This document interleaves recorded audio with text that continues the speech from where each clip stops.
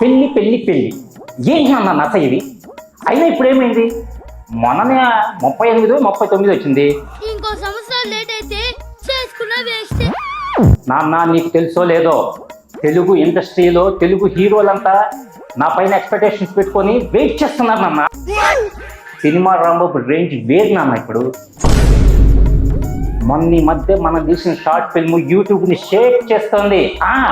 ఎందుకు సార్ పాతగాయని మళ్ళీ రేపుతారు?